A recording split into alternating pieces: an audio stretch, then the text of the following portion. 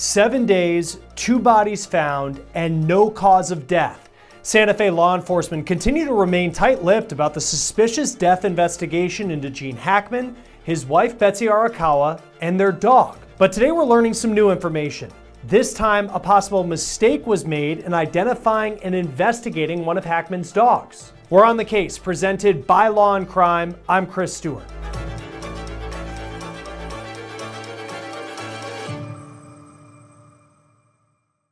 It could be weeks, if not longer, until we get final autopsy results for Hollywood legend Gene Hackman, his wife Betsy Arakawa, and their dog. That dog is a big piece of evidence in this case as we try and figure out the cause of death for Gene Hackman and his 65-year-old wife Betsy Arakawa. Again, Hackman was 95 years old. And today we're learning that law enforcement may have made an initial mistake when it comes to identifying the dog that was found dead not far from Arakawa in a bathroom inside the home. Remember, the 95-year-old Hackman and his wife, 65-year-old Arakawa, were found in separate rooms of their $3.3 million mansion in Santa Fe, New Mexico. Hackman was in a mudroom with his cane by his side and sunglasses. Arakawa was found on a bathroom floor. According to details in the search warrant, deputies say they found a dog that had passed away about 10 to 15 feet from Arakawa in a closet of the bathroom. It's also been reported that the dog was in some sort of kennel or carrier, and it likely did not have the ability to move around. At this point, how that dog died, it's as much a mystery as its owners. Along with the one dog that had passed away, the deputies say Hackman and Arakawa's 2 other dogs were found alive. This couple loved animals. We have heard it from so many people who knew them as they've been remembering this couple over the past 7 days since they were first found dead. Now, when it comes to those 2 dogs that were found alive, one of them was seen near Arakawa's body inside the home, then the other was reported as running freely on the property. Originally, it was reported, according to the Associated Press, that the couple's German Shepherd named Bear was the dog that passed away. But now it's believed that Bear is alive. And it was the couple's 12-year-old Australian Kelpie mixed breed named Xena who is the dog that was actually found dead inside that closet in the bathroom. The outlet reports that the German Shepherd named Bear and the couple's 7-year-old Akita Shepherd mix named Nikita are the 2 that were found alive, and they're being held at an animal care facility called Santa Fe Tails in New Mexico. Now, the Santa Fe County Sheriff told the AP that misidentification of the dogs, it's likely just the result of deputies not regularly dealing with canines like they are in this case. Now, what could the misidentification of a dog actually mean to this investigation into the deaths of its owners? Frankly, it could end up meaning nothing. But the cause of death for that dog could be a key piece of evidence in this investigation that is now continuing.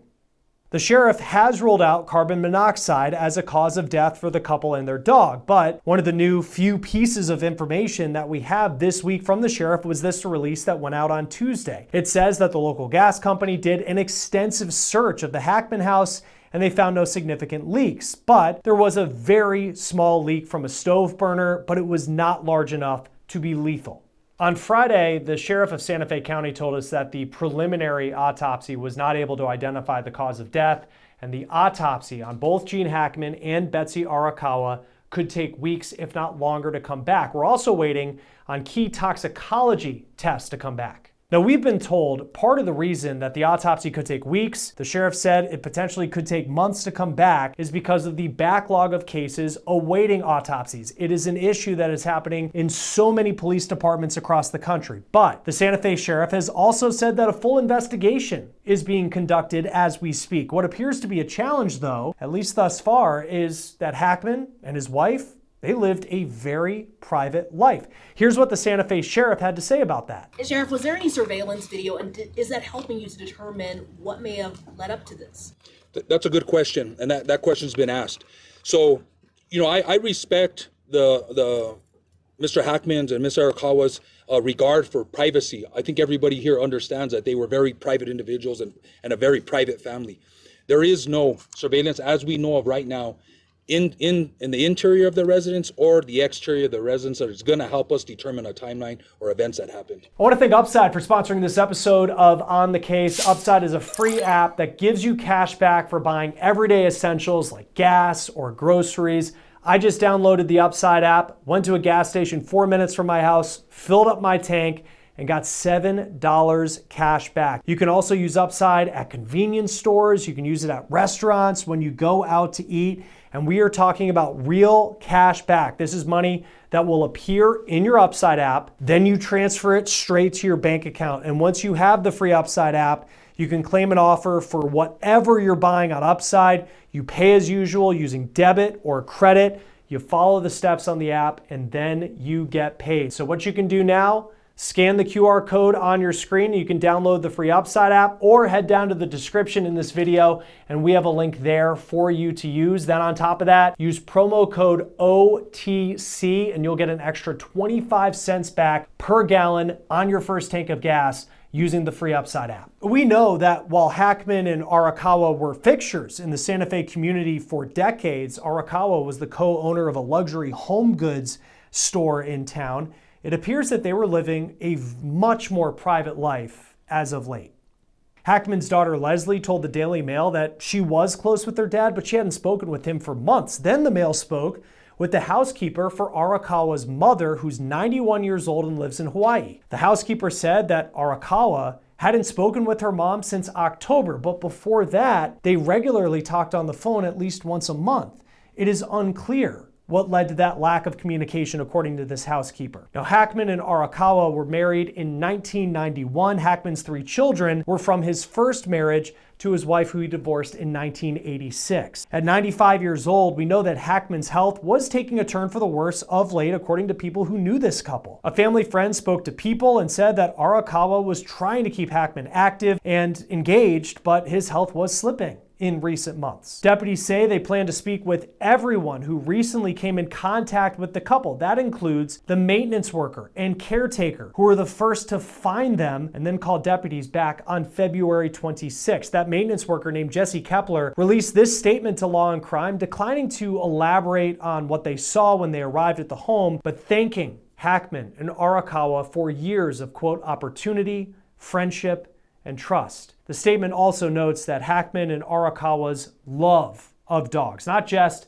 of their own dogs, but Kessler's dog as well. Deputies did not note whether the dog showed signs of decomposition like Hackman and Arakawa did. Specifically, you might remember Arakawa showing signs of mummification in her hands and feet. Hackman's pacemaker recorded its last event 9 days prior to the couple being found. We are going to hear more from a veterinary forensic pathologist in a moment, but he told me those details could help with the timeline of what happened, comparing the decomposition of the dog's body to his owner's body. At this point, law enforcement has said that a necropsy, which is like an autopsy for an animal, has not been done. We know deputies took several pieces of evidence from the home: 2 cell phones, MyQuest medical records, a daily planner for 2025, as well as thyroid medication and Tylenol. Deputies also noted they took a calcium-blocking heart medication with them too. And while pills were found scattered on the counter near Arakawa in the bathroom, the sheriff wouldn't say what the medication was or who the medication was prescribed to. From the beginning,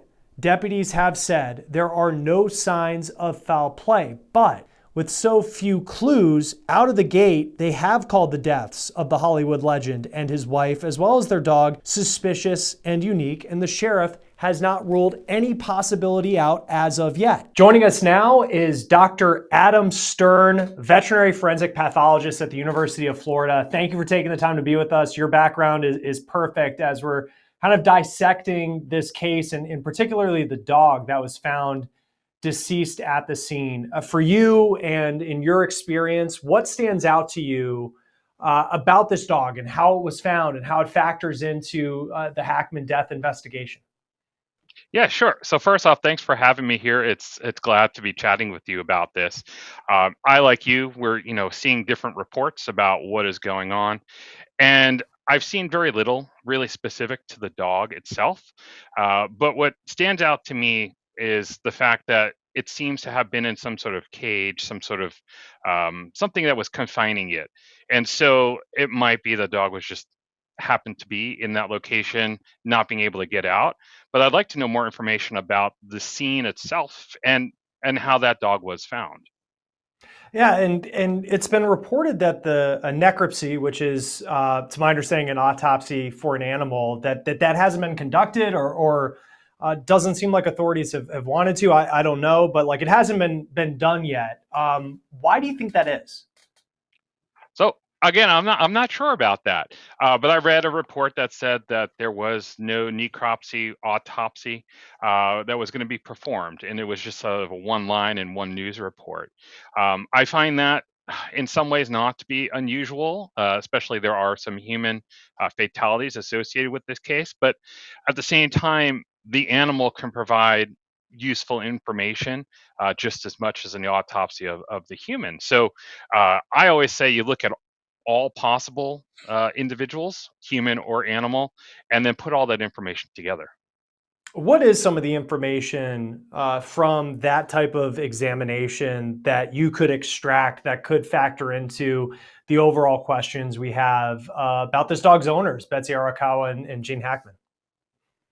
Yeah, well, the first thing that seems to have been ruled out multiple ways, but again, the animal can help, was the possible carbon monoxide poisoning. If there was a leak in the house, that animal would accumulate that gas, and there's things that we could look for in it that would, confirm, refute, or refine what was being thought of in this case. But we could also look at sort of that animal's death specifically. If it truly was confined, maybe it died of dehydration, not so much starvation. I don't think enough time has really elapsed. But if there is foul play, there are some theories about that. Uh, Potentially, what did the animal ingest if it died around the same time as the humans, or died later?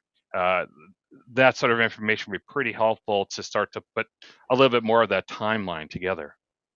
And with that timeline, with based off Gene Hackman's pacemaker, it's believed it was roughly 9 days from the time that he was found that it's believed he passed away because that pacemaker had what's being called its last event. Typically, for a dog, I know food. Could a dog go 9 days without food? And I guess how long could a dog go if it is a case where they just didn't have access to food because they were locked up? Like how long could a dog survive before passing away? So a dog can actually survive a long time without food. It's the water that's the problem. Same thing with you or I. We can go a while without food, but the fact that we can't get any water, we will get severely dehydrated within a couple of days. The other thing is medical history on this dog. I'm not sure of what it is, but if this animal had some underlying disease that could have been exacerbated by dehydration, say maybe had some chronic renal disease, that could make things worse quicker. And I know the world of veterinary forensic pathology. We were talking before on air. It's a small community, but it's typically like a necropsy. Is that something like a veterinarian could do at a typical veterinary hospital, or would the dog need to go to a more specific place to get that examination done? Yeah, so every veterinarian in school, we teach them how to perform these postmortem exams, how to perform the autopsy. But in a high profile case like this, my recommendation would always be to go to specialists who sort of deal with this on a daily basis. And so we have the additional tools, different testing techniques that we have available, so we can do that meticulous dissection, just like you would a medical examiner's office for the human. There's a story that's starting to get some traction today that the dog that passed away was misidentified, that it was actually one of Gene Hackman's other animals that died. And then Bear, who was this German Shepherd, is in fact alive. Beyond, certainly for people who know the family and love animals, you want to know which dog passed away and which one's still alive. But as far as the investigation is concerned, could any of that have an impact? Does any of that, I guess, actually matter, even though it's making headlines? I think again, not knowing the background to it, this was a dog that has a shepherd look to it. And so to the untrained eye, and sometimes even to the trained eye, you misidentify a breed just because there are similarities in some breeds. The dogs look a little different. In this case, a German Shepherd and the Kelpie here, they kind of have a shepherdy look to it. So I don't think I would personally read too much into it. It's the totality of what the dog was in and the rooms and all of that, which would be more of a concern. Is there anything from the two dogs that were alive? One was reportedly near Betsy Arakawa, and then the other one was outside. It said it was the search warrant said that the dog was roaming on the property. Is there any information that we can get from those two dogs that were alive that could factor into this? Well, I think you're looking at what's different. So that one dog that had access to outside, if it was, let's just go with a gas in the air, which is probably less likely now, it would have access to normal atmosphere gases. The dog that was sort of free, did it have access to water? Maybe in a toilet bowl, or was there a dog bowl around? Some way to hydrate itself, unlike the dog that was confined. So I think you're going to find some good information about the scene that might explain why those dogs survived. Are there further tests that you could do on those dogs that were alive that could provide some information about what happened in the home? Yeah, so some of the things that we can do, would be like drug testing. So testing the dog's urine to see if they maybe ingested the same thing, but maybe a lesser amount. We can do overall medical exams of them to just check their overall health and compare it to the autopsy findings of the dog and so on. Yeah, it's fascinating. I just think of how the dog kind of factors in because in the beginning, when people thought CO poisoning, the dog was really one of the key places, and we just haven't learned too much. What do you make of and there's so much we don't know that the cause of death for that dog has yet to be reported by the sheriff's office? Right.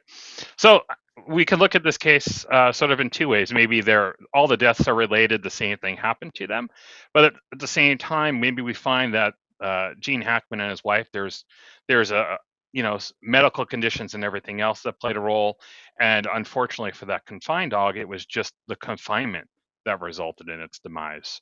So I think getting the autopsy will be really, really helpful, and then it might just provide another piece to the puzzle of what happened, related or sort of secondary to the primary event. And I just, since we have you on today, and I always love to have people who are on in kind of the different spaces of solving crimes. How did you get into forensic pathology when it comes to animals? And I guess what gets you excited about it, and why it's important? Well, to answer the why it's important first is because there's this relationship. It's called the link between animal cruelty and other types of interpersonal violence. So domestic violence, elder abuse, child abuse, and so we see this connection sort of day in, day out. And so sometimes the animal is really the first way we start to identify problems. And so that's the sort of reason why we do this and we have this really growing field. I got into it during my training to become a pathologist. I was involved in a couple of cases where we were working up, potential starvation cases, different crimes against animals, and I really saw that there was a very limited amount of specialists in that area, and sort of that detective sort of feel to it. Trying to put a story together, giving a voice to the ultimate voiceless victim is sort of how I got into the field itself. No, and it's so incredibly important. And kind of just turning back, like something I thought about, just turning back to this case as we've been following it. And when you're in law enforcement, I mean, there's something that comes their direction every single day that they may not expect.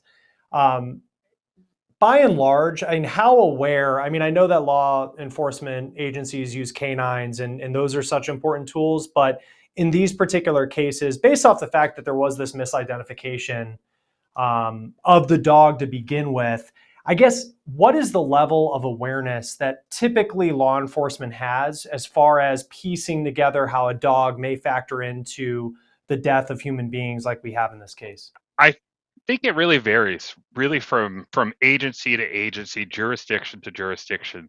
There are some that will know that there are different facilities, different specialists that are out there that can 100% help and work up the case.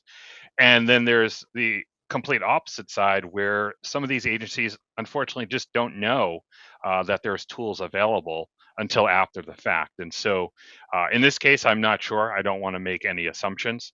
Right. But oftentimes it really goes the gamut from complete just lack of awareness to we do it every day, all the time. Yeah, it'll be interesting as we wait for autopsies to come back for Gene Hackman and Betsy Arakawa, and that could take weeks. What the answer is to the cause of death for this dog as well, because that is certainly important as this mystery continues in Santa Fe, New Mexico. Dr. Stern from the University of Florida, thank you for taking the time to be with us here on Law and Crime. We appreciate it. Thank you for having me. As this mystery continues, we're going to keep a close eye on this story. For On the Case, presented by Law and Crime, I'm Chris Stewart. We'll see you next time.